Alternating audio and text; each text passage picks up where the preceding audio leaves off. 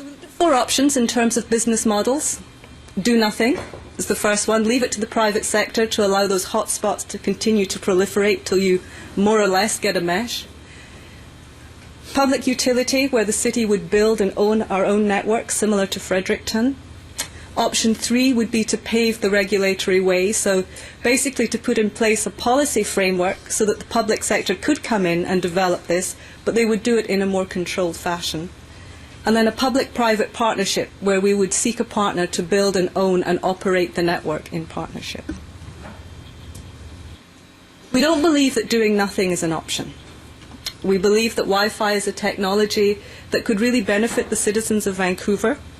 And also we own the valuable core assets that we could make available to a Wi-Fi provider, light poles, traffic lights, and the buildings that we would put those access points onto. So it's not. As a public utility, we also don't recommend this. It would give the city complete control of our Wi-Fi network. It would allow council to realise its social and economic goals because we would have that level of control. And if everything worked out, we could have a potential source of significant revenue for the future. However, in terms of council's original mandate, it would cost potentially $10 million with $3 million of operating costs. And we would need to feel very comfortable that we would be able to generate the revenue to pay that off. And staff at this stage hasn't been able to see how that business model would prove out for Vancouver. It would involve a high level of technology and business risk. Telecommunications is not a core competency of the city, and it would be in conflict with council's directive to staff. Option 3, paving the regulatory way, has a number of pros. It would encourage the private sector to come in and develop a Wi-Fi network for us. It would minimise our risk, and it would foster the high-tech environment that we're looking for to build economic development within Vancouver. It would also give us a level of control because we would put the policy in place to manage the aesthetic health and safety needs of the city, and it would provide for a cost recovery of administrative costs. People would come in and buy a license to put an access point on a piece of our infrastructure. Cons, there is a small investment of about $60,000. It does little to foster council's social and community objectives. By just providing licenses, what we find is that the private sector would probably come in and they would want to come into the downtown core. They wouldn't go into other areas of the city. And it would also mean that we might have some issues around the use of the radio spectrum because we wouldn't have the same level of control as to how many people were using that spectrum. The public, that was our recommended option. And what I should say that the reason we want to do this is because we believe that it allows us a level of control, but it also enables us to manage the costs of this complex and still relatively new technology. The 4th option is probably the most widely pursued model across all of the city. But we do not recommend this option because we don't believe that the benefits over option 3 justify the additional cost and risk, and I'll go into that in a little more detail. In terms of the pros, it would still allow us to shoulder some of the risk in that the network cost, design and operation would be the partner's responsibility rather than ours.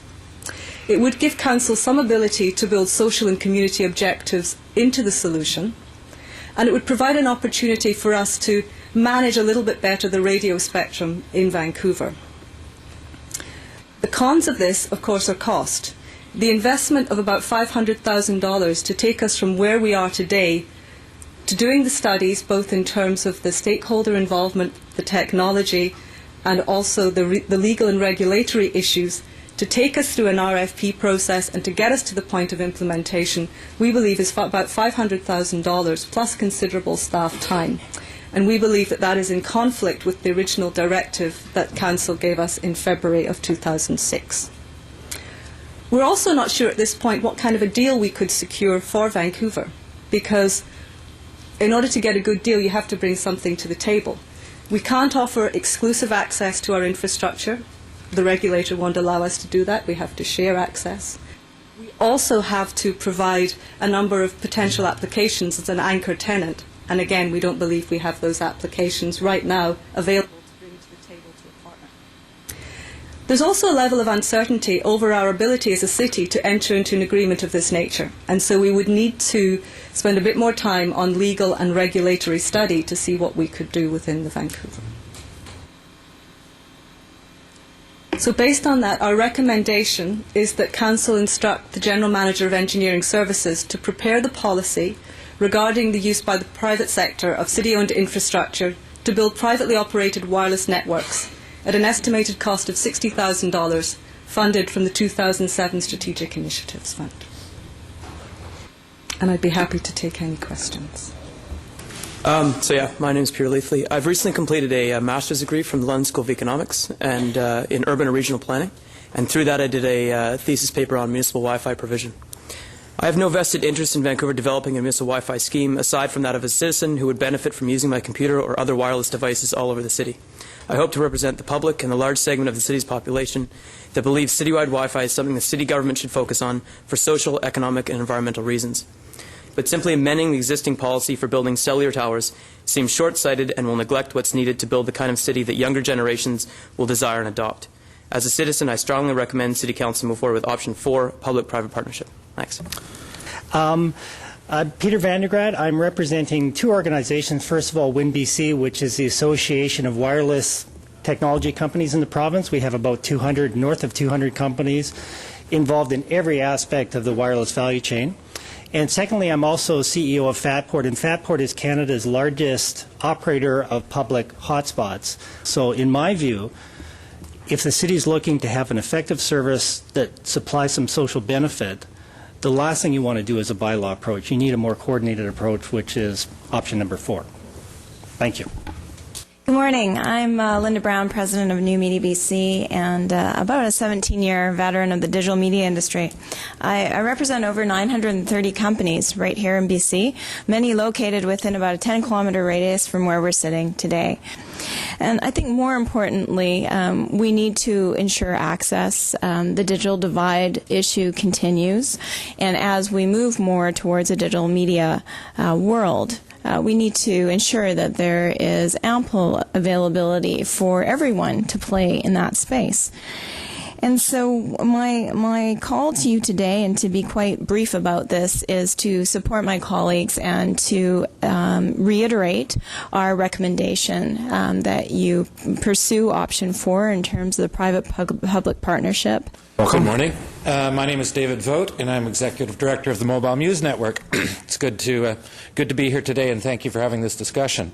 So option 3, whereas it is a way we could go, will completely miss all the social and cultural potentials I'm talking about here, all the things that Vancouver could be.